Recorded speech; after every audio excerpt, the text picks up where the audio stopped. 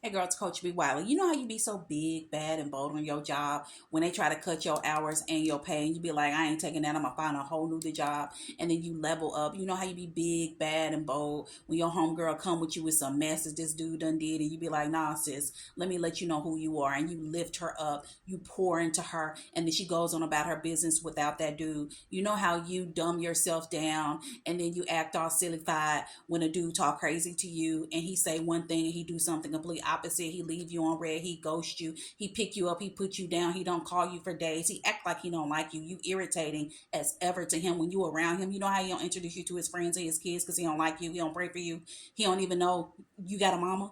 Do you know that dude? Do you know how you be doing with that dude? Why? My thing is, why can't you have that same energy?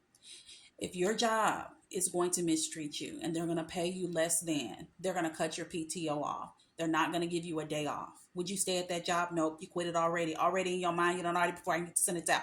You're done, right? And then with your homegirl, your best friend, your cousin, your sister friend, your neighbor, you tell her all about that sloppy troppy dude. You tell her, girl, get yourself together. You lift her up as you should as her friend. She listens to you because she trusts you and she leaves him alone. But when this dude come over here with his one leg and one eyebrow, with his bird perched on his shoulder, oh, you gonna love him all the way down. You gonna build him a house. You gonna cook him some yams and pork chops and cornbread. You gonna do the splits and a flip and a twist like you Simone Biles. Then you gonna introduce this raggedy man to your family.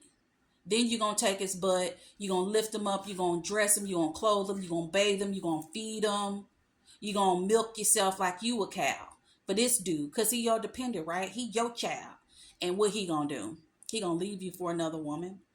He gonna ignore you. He gonna accidentally fall asleep. His phone gonna die. He gonna not plan dates. He gonna listen to you yap about what he ain't doing, and then he gonna consistently be inconsistent with doing nothing but giving you misery, giving you a headache, heartache, stroke, losing hair, heart attack, weight gain, weight loss, missing time on the job, missing time out with your kids, ain't praying to God, and gave up on God, done decided to go after the bear in the woods because you think all men are trash. Nope. The men you choose are trash. Nope. The men that you entertain are trash.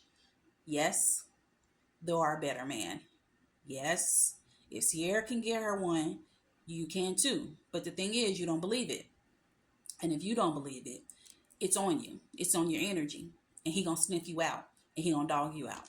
But when you change your energy, it starts within here. It starts in the mind, right? The mind controls everything and it flows through. Then the energy changes. The shift starts.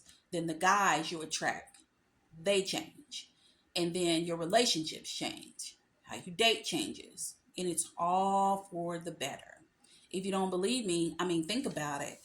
When you started working, let's say you, I don't know, worked at the supermarket, and then you learned and you got smarter. You made mistakes along the way, sure, but you learned and you wisened up and you went from the cashier and then you kept getting promoted.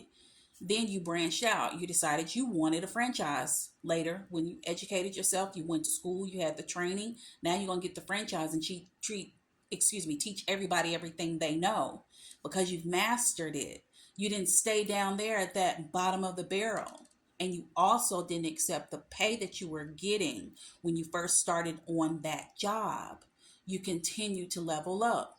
That's what dating is supposed to be about. You're not supposed to be making the same dating mistakes that you were making at 15, 16, or maybe 18 when you started dating. Now that you're 31, you're not supposed to be doing that. You're not supposed to be making those silly decisions and mistakes. You're supposed to be, for each experience that you have, you're supposed to be leveling up. Because if it wasn't a lesson, you'd be married to the dude when you were 18, 21, 27, 31. You'd be married, but you're not. So that means you got more lessons to learn.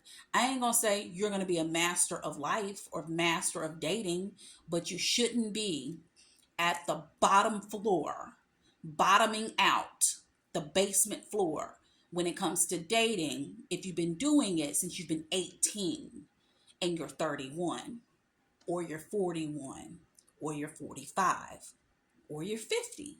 Wherever you fall in there, you could even be 70. 70-year-olds out here still dating. Things happen.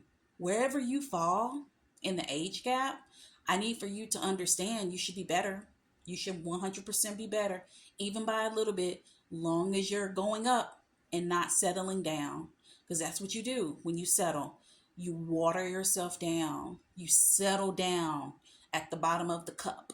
You settle down at the bottom of the, when you have a car and they'll tell you don't let your gas get all the way down because there's debris in there. It can mess your car up. Then you need like a fuel injector. Something goes wrong with your car because you're settling down with all that stuff at the bottom. Like what's at the bottom of the seat doesn't settle down. Half-eaten bones, old chips, just stuff that's settled. Don't be that girl that settles for the stuff at the bottom, which are the low level dudes at the bottom. And by low level, I mean guys who don't have quality. They're just there. And they usually can just offer maybe one thing. And if you're going to get that thing, let it be attached to something that will benefit you outside of that thing. You got it? If you need more, go ahead and follow me, Coach B. Wiley. Subscribe to. Talk to you later.